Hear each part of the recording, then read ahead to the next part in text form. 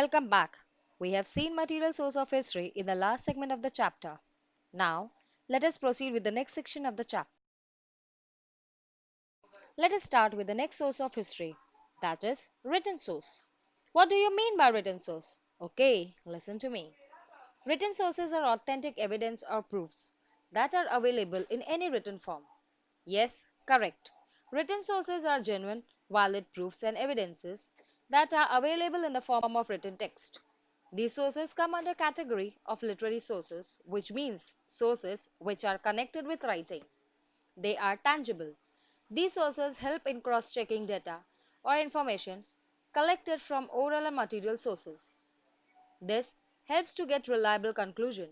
From these sources we get information about language, script, regional language means language spoken in an area or region, diet, attire, conventions, and rule of conduct of the people, life of the people in general, and festival. Now, let us study various written sources. The written source of medieval period was written in scripts like Devanagari, Arabic, Persian, Modi, etc. Documents of proceeding in royal court, judicial verdict, genealogies, correspondences, dispatches, bakhars, shakavali, burjapatra, travelogues, biographies, tariq or tawarikh, orders, and manuscripts are written source of medieval period. Let us start with some of the royal written sources. Royal court was the center of all the kingdom. It is here that a king showed his power. The court traveled wherever the king went. The king would seek advice from his wise men of his court.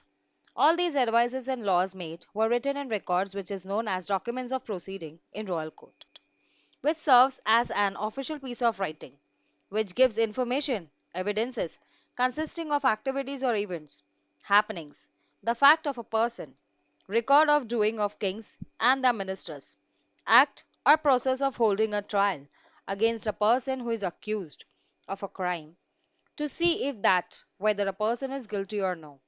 All these provides us with a vision of functioning of royal court.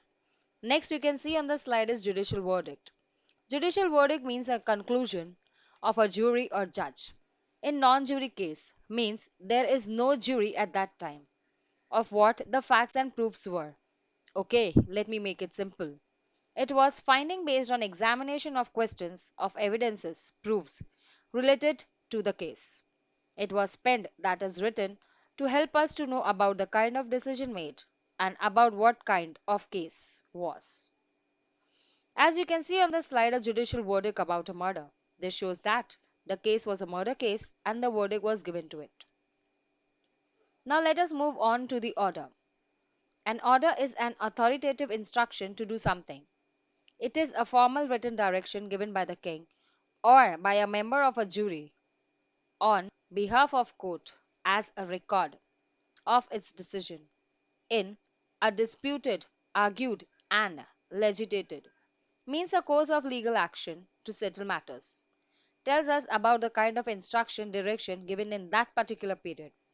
For example, an order issued by Mughal Emperor Akbar in Persian script, it is known as Farman, is displayed on the slide. The next written source is genealogy. Genealogies are the study and tracing of lines of descent continuously from an ancestry. In simple language, genealogy is the study or research of families, family history, and tracing their ancestors. It gives information about family and show blood relation. Genealogy is more than just tracing a family tree, but is about discovering background from which one comes. It provides a way to connect with the past by staying in present. It gives a sense of pride from where one has come. The best example is the movie Chennai vs. China, where the descendant means Vanshak of Bodhidharman is shown. How they came to know about the descendant of Bodhidharman? It is only through genealogy. These genealogies were also recorded in the form of poems. We can also get information of the ancestors by maintaining scrapbook, which tells us about their likes, dislikes, and so on. Now, let us talk about Shakavali.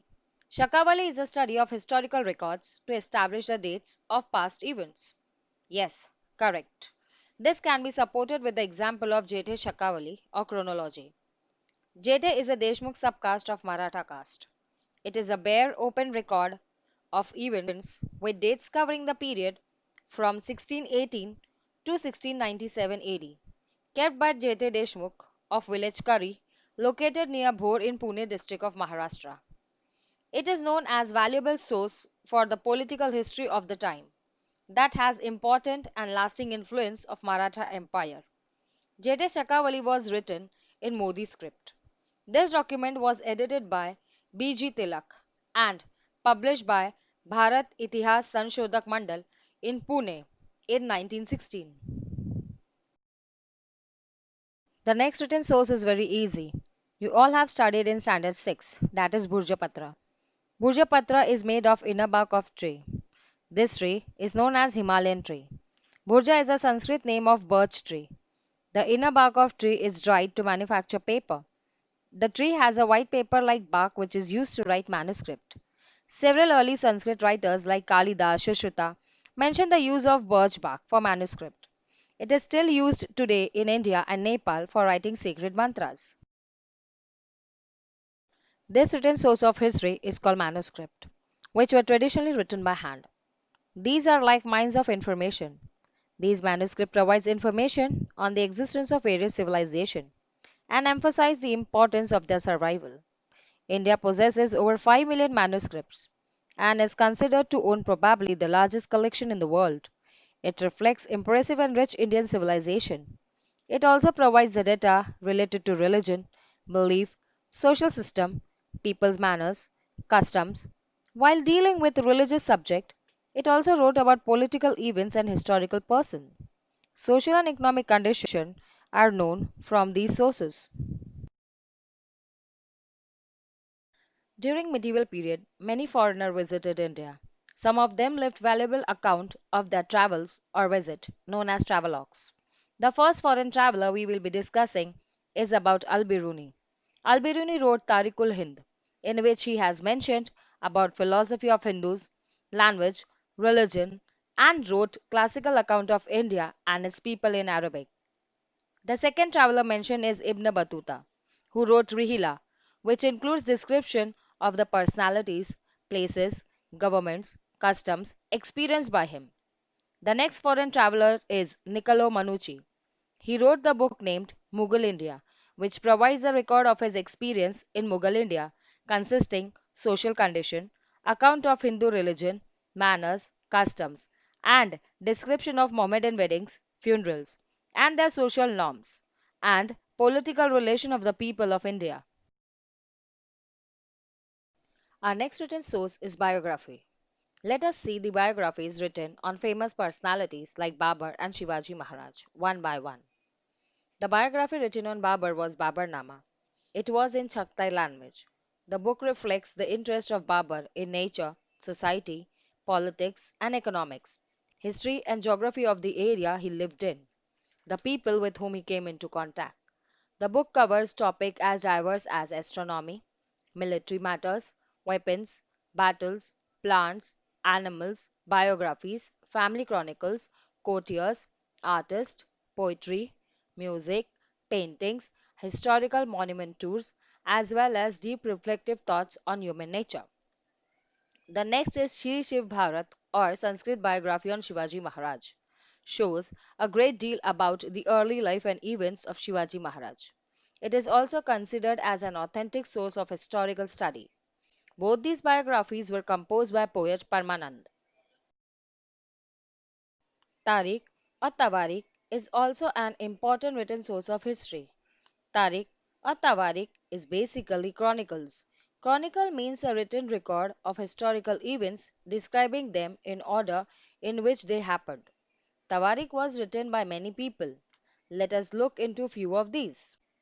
The first one is Al-Biruni.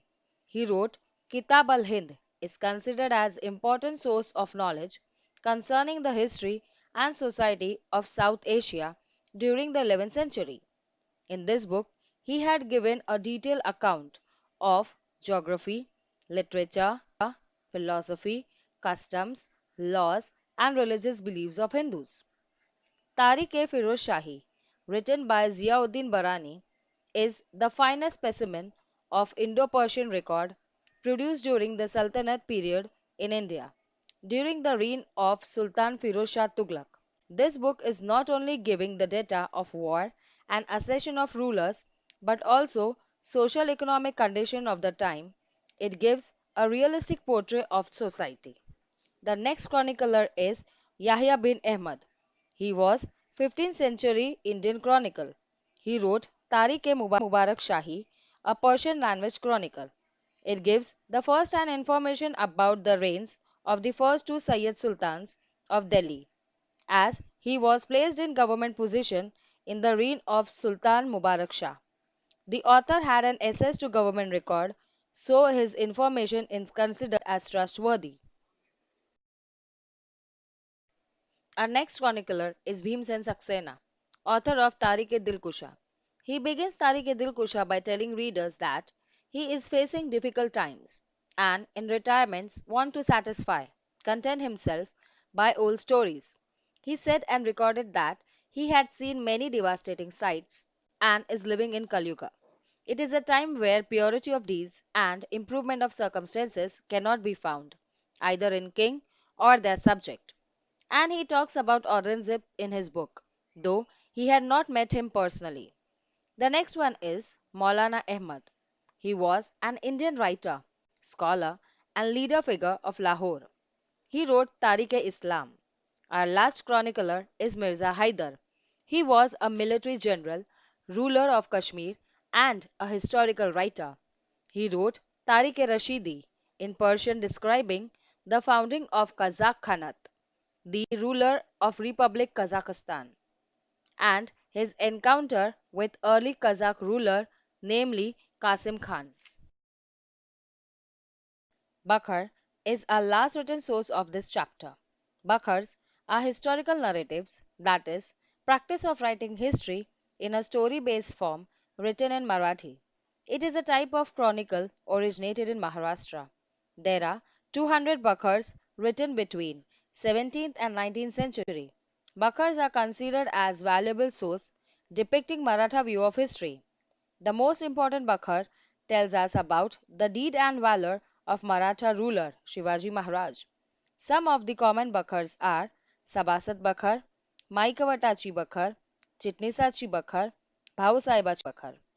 Let me mention one more thing that Bakhars were written many years after event had occurred. The contemporary Western historians means Western historians living at the same time also gave us very vital and valuable written source of medieval Indian history. Grandulf was a Scotch army captain, served in India for many years, and was the author of the book called The History of Marathas. This book shows us the history of Maratha people, their conquest, struggle. Our next Western historian is M.C. Springle. M.C. Springle's writing on India, a disenchanted and forgotten Orientalism of the late 18th century was published in 1786, comprised the history of that time, the largest and most powerful Indian kingdom. It was a comprehensive history of Maratha. Robert Arm also gave reliable source of medieval Indian history. All these works of contemporary Western writers provide the insight of India. All these written sources gave us a good amount of understanding of medieval India and a sense of reality because of its touch and feel. Now, let us proceed to the next source of history, that is oral source.